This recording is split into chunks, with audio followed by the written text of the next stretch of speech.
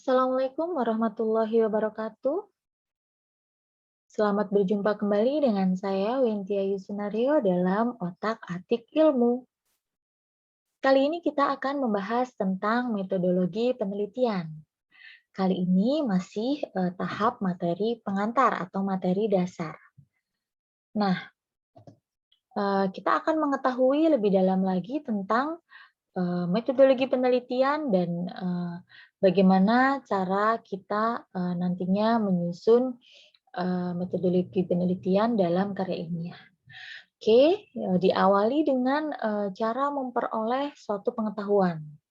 Saya awali dari sini karena dalam metodologi penelitian ini diterapkan ketika kita membuat suatu penelitian atau riset.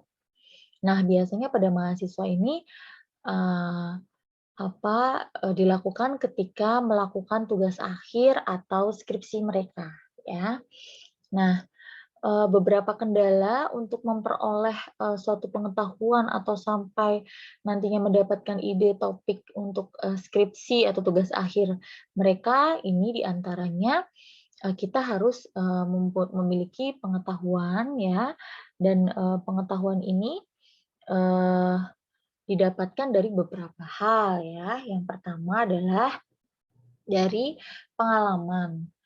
Pengalaman ini bukan hanya Anda sebagai seorang mahasiswa, "Bu, saya kan belum berpengalaman nih karena saya eee, baru akan menyelesaikan studi S1," gitu ya. Sedangkan untuk penelitian aja saya mungkin selama ini hanya membuat makalah atau riset-riset kecil, ya, baru mau melakukan penyusunan skripsi. Baik, pengalaman di sini yang dimaksud adalah Anda mendapatkan pengetahuan dari beberapa sumber, ya, yang menjadi pengalaman Anda. Misalkan Anda banyak membaca buku, ya, atau literatur. Baik itu artikel bisa, ya, terus tulisan di surat kabar mungkin seperti itu, atau mungkin Anda sering mengikuti seminar, workshop, ya, dan bahkan paling banyak adalah materi dari para dosen Anda selama Anda mengenyam pendidikan di perguruan tinggi, gitu ya. Yang kedua adalah logika. Nah, logika di sini kita harus menggunakan logika berpikir ketika kita akan menyusun sebuah penelitian atau melakukan sebuah research. Nah, logika kita harus kita jalankan. Misalkan Anda ingin melakukan penelitian di kota X gitu ya atau daerah X. Nah, Anda coba pikirkan apakah di sana eee, eksis, dalam arti Anda sudah menemukan calon variabel penelitian Anda atau calon variabel dalam skripsi Anda. Terus ketika Anda menentukan lokus penelitian atau lokasi penelitian, Anda harus main logikanya. Betul-betul eksis tidak, betul-betul ada tidak hal yang tersebut yang Anda pikirkan gitu. Jangan-jangan yang selama ini Anda pikirkan di sana tidak eksis gitu, tidak terjadi benar-benar, ya, maka penelitiannya tidak sah atau tidak absah begitu ya. Oke, berikutnya selanjutnya adalah intuisi, ya. Kita harus menggunakan intuisi. Intuisi itu seperti apa ya, feeling ya, mungkin pakai gitu ya. Jadi kita, "Ah, sepertinya ketika saya membahas tema ini di lokasi ini, wah, pasti harapannya akan berkontribusi pada, mungkin pada pemerintah daerah setempat, pada, calon, peneliti selanjutnya ya, pada adik-adik tingkat Anda ketika membaca hasil dari skripsi Anda gitu ya. Itu Anda harus pakai intuisi. Jadi kita harus menentukan, eee, intuisi ini akan kita bawa pada sebuah implikasi gitu ya, atau kebermanfaatannya itu apa gitu. Kalau kita nggak punya feeling, kayaknya nggak bermanfaat deh, atau penelitian ini sudah sangat sering dilakukan, ya sudah kita ganti aja gitu sebelum nanti kita terjerumus di sana dan nanti kita akan berlama-lama gitu untuk memastikan bahwa itu eksis gitu loh, bahwa variabel ini eksis di lokasi tersebut, bahwa di lokasi tersebut melakukan hal ini gitu loh ya. Oke. Selanjutnya adalah ada yang dinamakan sebagai ex post facto ya, ex post facto, maaf. Nah, ex post facto ini dia adalah kejadian di masa lampau atau peristiwa yang pernah terjadi. Jadi, pengamatan kita atau mungkin kita mendapatkan informasi gitu ya, atau pernah membaca, apa namanya, di berita atau mungkin kita, membaca artikel atau apa gitu, ternyata ada sesuatu kejadian di sana yang belum tergali gitu ya. Ini, disebut sebagai, ex post facto ya. Kalau dalam bukunya Sugiono tahun 2013 itu dikatakan sebagai suatu penelitian yang dilakukan untuk meneliti suatu peristiwa yang telah terjadi ya. Jadi kemudian melihat lagi nih ke belakang untuk mengetahui faktor-faktor apa yang dapat menimbulkan kejadian tersebut gitu ya. Jadi kita based on-nya adalah suatu kejadian di masa lampau, gitu. Oke, selanjutnya ada, yang dinamakan sebagai otoritas ya. Otoritas itu sendiri, di sini adalah kekuasaan atau power. Maksudnya adalah kita punya, apa namanya, kita punya suatu, eee, otoritas yang telah diberikan oleh subjek penelitian kita. Maksudnya gini, kita punya kewenangan.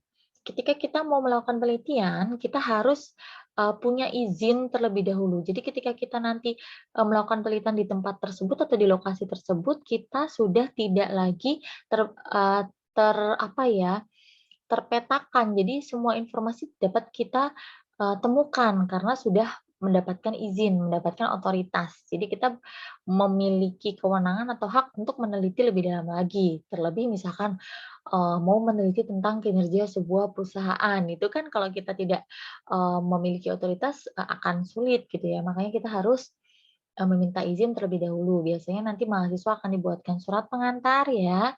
Jadi di sana, Anda akan menemui, yang berwenang ya, misalkan manajernya, HRD-nya, atau apa yang misalkan yang menangani tentang, apa, para researcher-researcher atau mahasiswa yang sedang melakukan penelitian gitu ya. Oke, dan selanjutnya adalah ilham. Loh, kok ilham ya? Oke, ilham di sini banyak sekali mahasiswa yang menghilang ketika sedang menempuh progres skripsinya atau tugas akhirnya. Tiba-tiba suatu ketika datang, saya pikir, ini sudah malas-malas gitu, ternyata mencari ilham dulu, Bu, gitu. Nah, mencari ilham di sini saya artikan sebagai, ketika mungkin belum mendapatkan suatu titik, temu, mau meneliti tentang apa, masih bingung, bias, masih galau ya istilah anak sekarang ya. Masih blunder gitu. Nah, setelah mendapatkan ilham tiba-tiba karena mungkin, diskusi dengan teman, kakak tingkat, dosen mungkin ya, atau mungkin membaca banyak literatur, akhirnya mendapatkan ilham, "Oh iya nih, saya akan melakukan penelitian ini saja." Sepertinya masih belum dilakukan di, objek penelitian X gitu, atau mungkin jangan-jangan justru kita lakukan ulang di objek penelitian yang sama dengan, apa, topik penelitian yang berbeda nih dari sisi yang lainnya gitu, atau menambahkan variabel. Kayaknya ini, harapannya akan mempengaruhi gitu ya hasil dari penelitian kita. Wah, luar biasa, berarti ini adanya ilham, itu saya katakan seperti itu ya.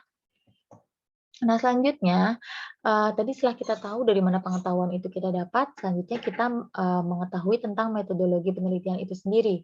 Nah, metodologi penelitian itu merupakan suatu cabang ilmu yang membahas tentang cara atau metode yang digunakan dalam suatu kegiatan penelitian, ya. Jadi ketika Anda melakukan penelitian pasti, ditanya nih metodologinya apa. Nah, metodologi itu apa? Ya ini cabang ilmu yang membahas cara atau metode gitu ya. Ini metodenya menggunakan apa?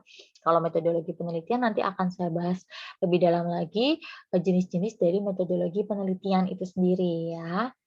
Oke, berikutnya.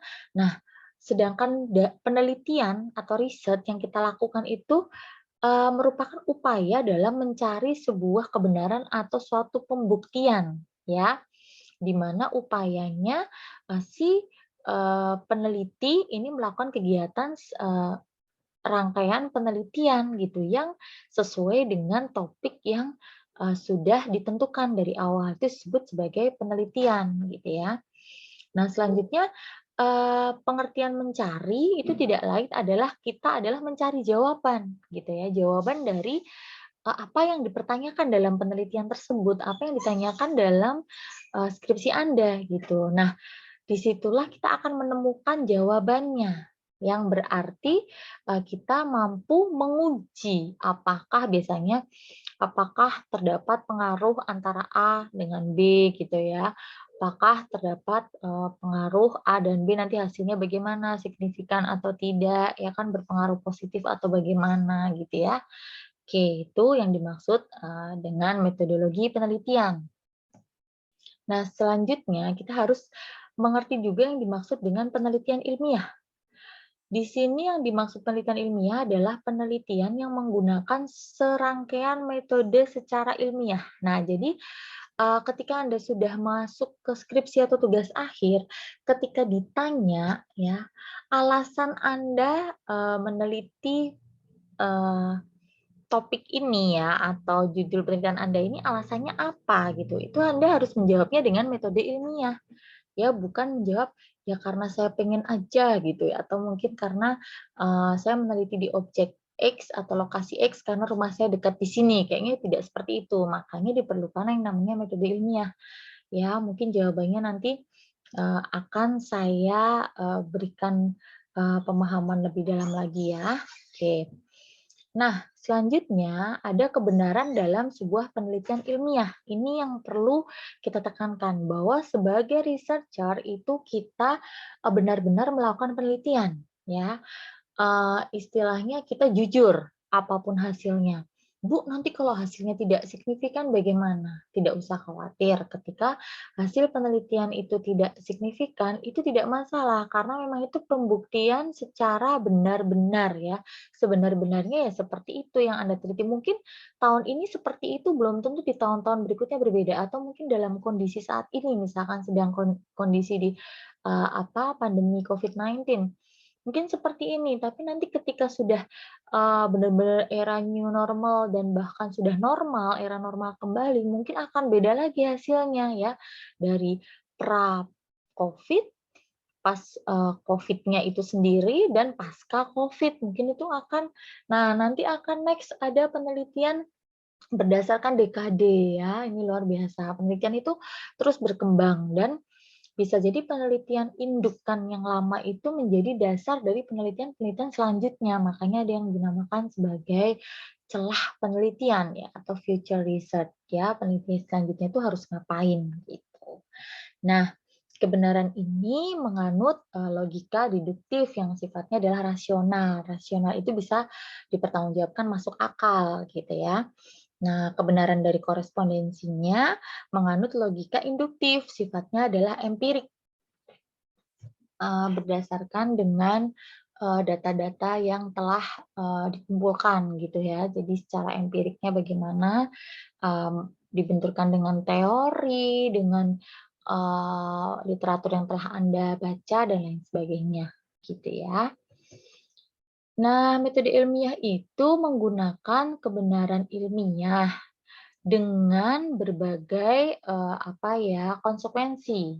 Yang pertama adalah dia di sini bersistem ya. Nah, bersistem ini ada sistematika yang jelas ketika Anda menyusun metodologi penelitian, bukan asal-asalan. Jadi apakah bisa Bu saya meneliti X terhadap Y gitu ya, dimediasi oleh X terhadap Y dimediasi oleh M misalkan gitu. Terus saya nggak usah deh Bu pakai metodologi penelitian gitu, nggak usah pakai sistem, nggak usah diukur dan lain sebagainya. Ya tidak bisa gitu, namanya penelitian ya harus secara ilmiah, ada harfiahnya, ada metodenya, ada caranya, ada runtutan sistemnya ya. Nah, selanjutnya itu bermetode, jelas ya. Tadi sudah saya jelaskan berulang-ulang tentang wajib ada metodologi penelitian atau metodenya apa gitu ya. Masing-masing penelitian berbeda boleh nggak? Boleh, banyak sekali nanti jenis-jenis penelitian dan perkembangannya. Terus berikutnya adalah objektivitas ya, harus objektif. Jadi tidak boleh kita tuh subjektif. Misalkan, Bu, hasilnya saya bikin berpengaruh positif dan signifikan semua nih Bu, karena lokasinya adalah lokasi di tempat saya tinggal Bu. Nanti kalau hasilnya buruk, saya dimarahin sama Pak Lurahnya, misalkan seperti itu. Harusnya berkontribusi positif, malah justru negatif loh. Hasil penelitian itu kan absah, benar, real. Jadi harus objektif, tidak boleh kita memaksakan hasil yang biasanya mahasiswa rata-rata seperti itu. "Bu, gimana Bu hasilnya tidak signifikan?" Panik gitu ya.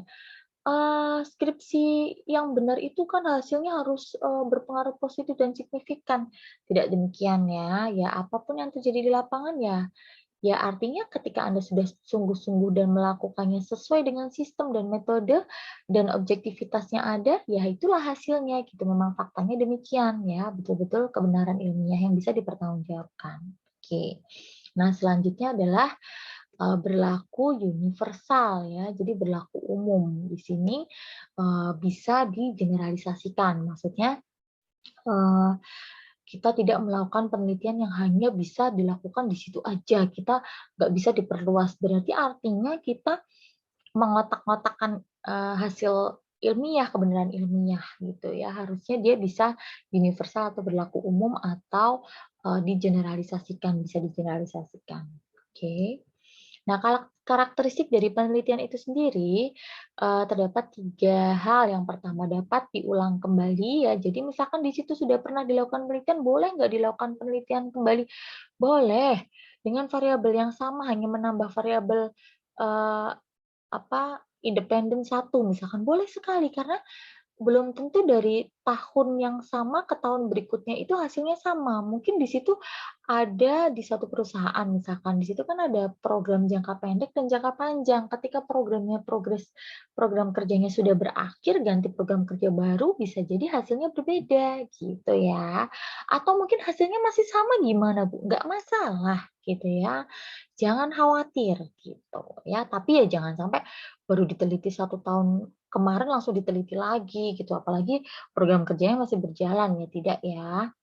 Oke, berikutnya terdapat sistem yang self-sealing ya, yang menghindari penelitian dari pengambilan keputusan yang salah. Nah ini, jangan sampai kita mengambil suatu keputusan yang salah. Artinya itu tadi, ya sudah, sistem yang sudah kita terapkan, sistematika, prosedur, dan semua metode sudah kita lakukan, kita jangan berasumsi, self-healing. Maksudnya, menurut saya kayaknya hasil pengamatan secara observasi begini deh, kenapa hasilnya begini ya, gitu. Mungkin orang ketika diobservasi, eee, berdasarkan pengetahuan dia akan dibaik-baikin, tapi ketika observasinya, pengamatannya secara diam-diam kita pura-pura mengamati, tapi seakan-akan tidak tampak bahwa kita sedang observasi, itu mungkin akan terlihat perbedaan. Atau mungkin ketika kita sebar kuesioner secara tertutup, mereka mengisi yang cuma dicentang-centang aja ya, dengan skala Likert misalkan ya, setuju tidak setuju gitu ya, kurang setuju dan lain sebagainya, terus mereka mengisi yang penting dipandu tanpa ada nama dan lain sebagainya, mereka bisa saja jujur. Tapi ketika mereka lakukan interview dan lain sebagainya, mungkin hasilnya akan berbeda. Nah, itulah bisa jadi ada peneliti yang melakukan penelitian ulang karena hasilnya itu tidak valid gitu. Jadi ketika diwawancara hasilnya terlalu baik, ketika dilakukan kuesioner tertutup hasilnya justru malah tidak valid gitu. Nah, makanya harus dilakukan mungkin diberikan pemahaman terlebih dahulu baru dilakukan survei ulang gitu ya, agar nanti pengambilan keputusan kita tidak salah. Ketiga adalah proses berdasarkan logika, empirik, deduktif, dan deduktif serta objektif. Jelas ya, jadi ada logika ya, empirik secara empirik, ya tadi sudah saya jelaskan deduktif dan jelas objektif. Oke ya, prosesnya ini yang dikatakan sebagai proses dalam penelitian atau menjadi karakternya. Nah, selanjutnya adalah sikap peneliti ya. Kita sebagai peneliti itu yang pertama harus skeptik ya, tidak tidak begitu saja percaya sebelum adanya verifikasi. Maksudnya Orang bilang A, si A bilang B, pegawai A bilang B, pegawai C bilang E gitu ya. Kita tidak usah percaya sebelum kita, mengujinya secara langsung, kita menelitinya secara lebih dalam lagi, oke. Selanjutnya yang kedua, objektif dan tidak memihak, pihak manapun gitu ya. Jadi, selalu objektif, pastikan objektif, objektif, dan objektif ya. Sikap peneliti aja sama dengan, tadi ya, karakteristik dari penelitian gitu. Nah, selalu berdasarkan fakta, bukan, nilai. Jadi apa yang ada di situ itu merupakan fakta, itu merupakan hasil yang konkret gitu ya, bukan, "Ah, Bu, biar hasilnya, bermanfaat, saya ubah aja deh Bu hasil, penelitiannya," gitu ya. Rata-rata mahasiswa menginginkan hasil penelitiannya semua tuh baik, semua berpengaruh positif, signifikan semua gitu ya. Oke, tidak seperti itu. Selanjutnya selalu berusaha bekerja keras secara sistematik teori yang, di situ, tetap mengedepankan tentatif ya. Tentatif itu, mengikuti kondisi yang ada gitu. Kalau misalkan di situ kondisinya tidak tepat ya, ya kita sesuaikan gitu ya. Mungkin kita harus menggunakan sistematika atau metodologi yang sesuai dengan objek penelitian itu tidak masalah, gitu ya. Kita harus banyak baca teorinya juga, kita benturkan dengan apa yang sedang kita teliti ya, agar ngeblend istilahnya gitu ya. Oke, nah ini, berpikir ilmiah itu ya tadi ya, kebenaran koherensi, terus, untuk yang kedua adalah induktif itu kebenaran korespondensi ya, jadi nanti ini biasanya kita nanti dengan, objek penelitian, terus berikutnya adalah kebenaran pragmatis atau nilai dari kegunaan hasil penelitian itu sendiri. Oke. Nah, ini adalah pendekatan ilmiah ya, untuk berproses secara ilmiahnya. Ada beberapa hal nanti kita akan bahas di, kemudian hari ya, di antaranya merumuskan masalah, merumuskan hipotesis, mengumpulkan data, menganalisis data, dan membuktikan hipotesis. Nanti kita akan bahas satu persatu di video selanjutnya. Oke, sekian yang bisa saya sampaikan, mudah-mudahan bermanfaat. Tetap semangat para pejuang, eee, yang mencari ilmu. Oke. Sampai ketemu di video-video selanjutnya, materi-materi selanjutnya di Otak Atik Ilmu. Wassalamualaikum warahmatullahi wabarakatuh.